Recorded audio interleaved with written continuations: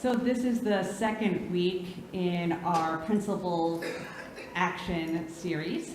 Each week we're taking on one of our 8 principles, and the second principle is justice, equity, and compassion in human relations. Last week we talked about our first principle, which is respect for the inherent worth and dignity of each person. And when we hear that, for each person offering respect, we often think about that in individual terms. How do I offer you respect? How do you respect my inherent worth and dignity?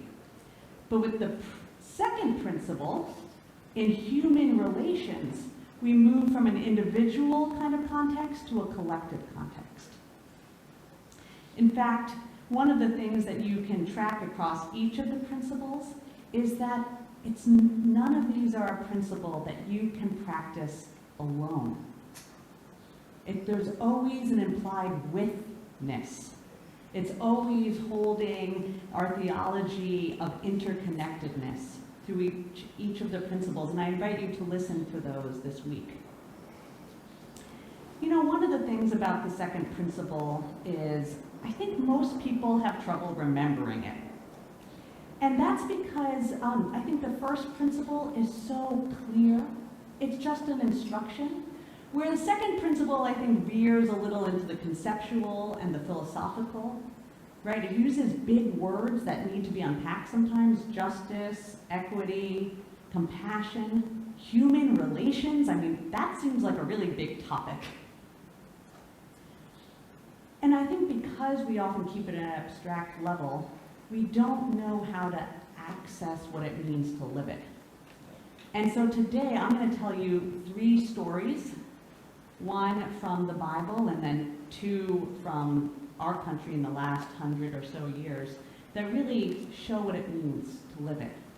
Because fundamentally we come here to figure out how to live our principles. And seeing how other people did, I think, is the best example for us to go, can I do that too? Or where have I seen that in my life? Or what would it mean for me to take that kind of action? And so today, I invite you to listen to the stories and listen for your own self in each of these stories. So the first story is the story of Job, from the book of Job in the Bible. And Job, people have such strong feelings about Job. And I want to tell you his story because I think most of us don't know how the story unfolds in different ways.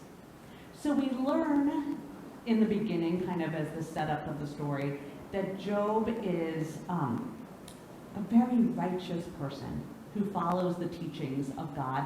And in that way, he would have been fair and compassionate and helpful and charitable. And he also would have done that because he understood that's what it means to be a person of his faith. We learned he was incredibly lucky in life, that he had a wife and children and was the wealthiest person in his land. And what we know is that in like 1 week, all of that changed. His herds were taken from him, his children were killed, he became diseased, and his wife in scorn left him. And in this place of devastation and grief, he literally tore his robes and he went into a time of silent reflection, really to just be in his grief. And 3 friends of his came and sat by his side, accompanying him in silence. When the appropriate time had passed, his friends began to speak to him.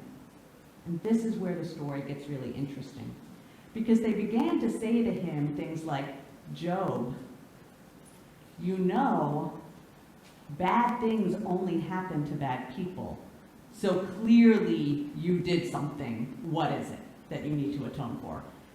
And Job's like, no, that's not true. And they're like, maybe you did something really bad and you don't even know it. And he's like, no.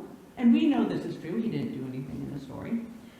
And they're like, well, there must be something, because you would not be this unfortunate. In fact, maybe we shouldn't even be spending time with you anymore. And Job begins to answer, and he goes, that's just not the way it works, right? I know this, but also look around you. Don't you see that robbers and murderers are rewarded? That the widow and the orphan are abused? Don't you see that injustice is occurring all around us? Not just to me, but everywhere?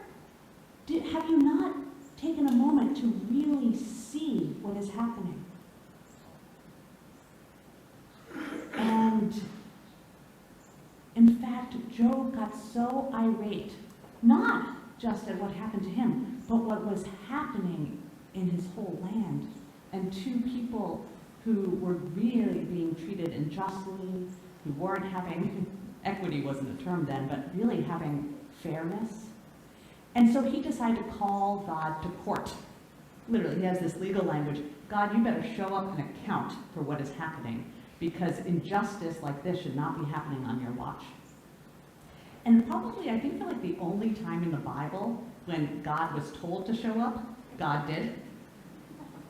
And Job didn't get the answer he was looking for, but it's an important articulation in the Bible, not of an eye for eye justice, not of a redemptive, like justice through suffering, but really through a redistributive justice, of saying we need to share in each other's, we need to share equity around, we need to spread more justice around.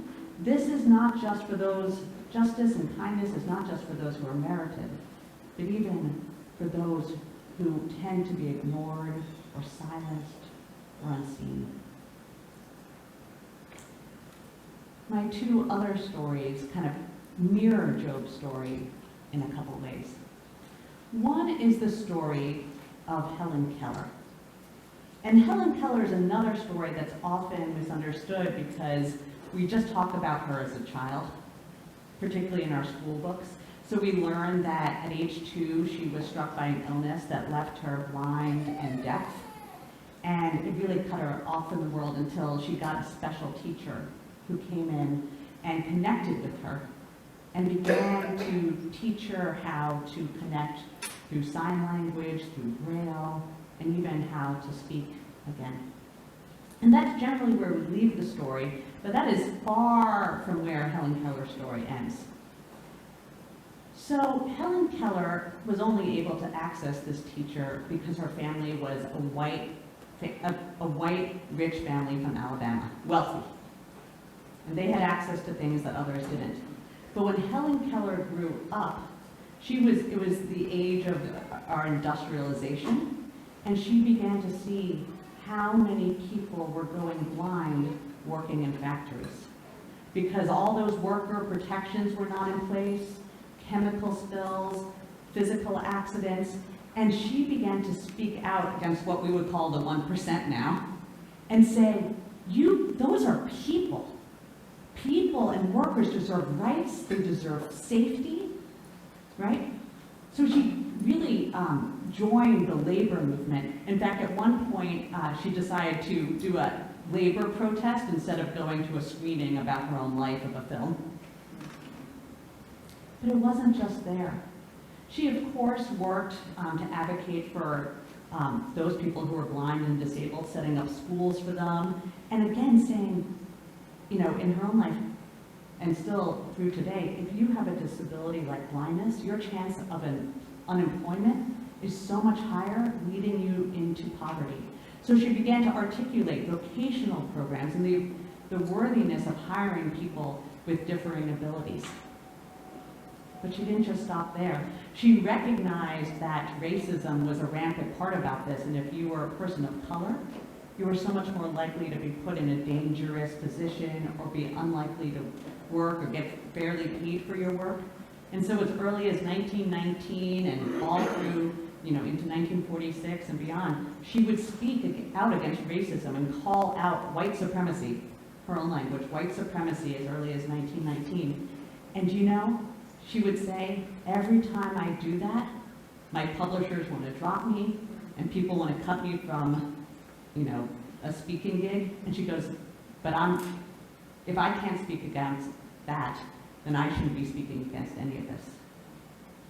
She understood from her own experiences what it means to face a barrier. She understands how, unfortunate things happen and how that impacts your whole life. But if you're given opportunity and you're treated like a person, then you could have so much capacity to live and to give.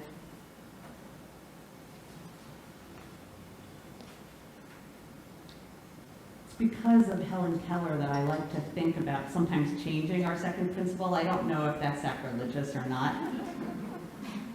But I think one of the understandings that many people have sort of shifted to is understanding that compassion is wonderful, just flat out wonderful. But empathy has a witness. It has a I've been there too. That compassion might not as fully. In 1970, an Aboriginal group from Australia said, if you have come here to help me, then you're wasting your time. But if you come here because your liberation is connected to mine, then let's work together. And that's why I love thinking about our second principle as with empathy.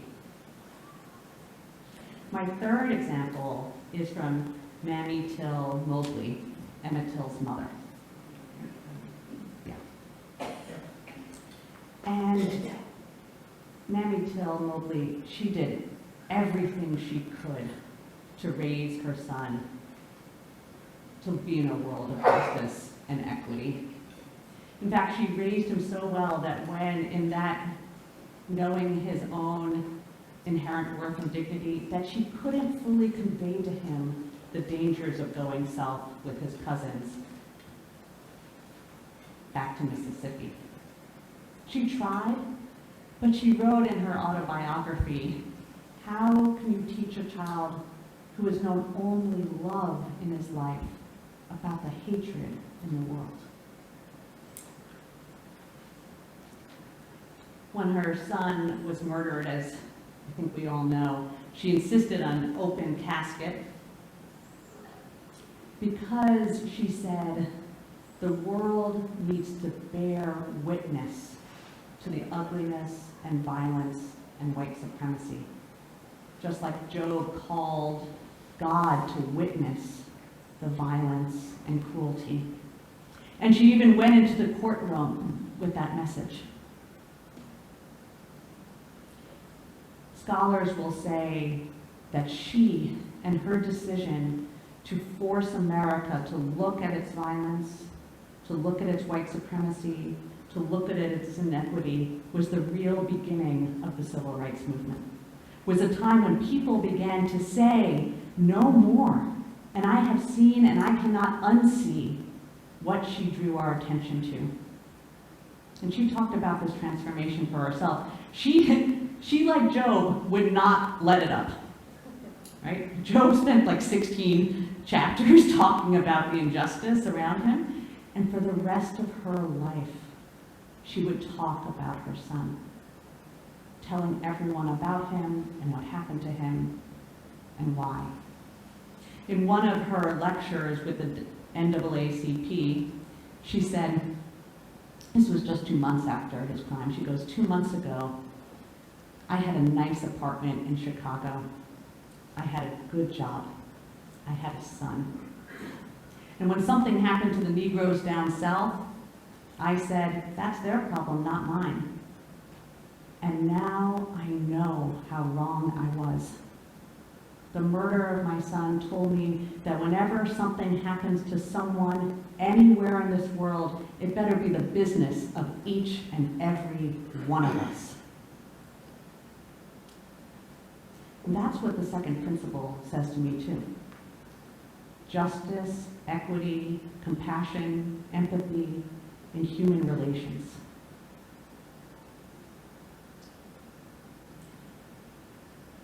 My dear ones, I just need to say to you that if we Unitarian Universalists had been living fully the second principle since 1985, we might not have needed to have an eighth principle.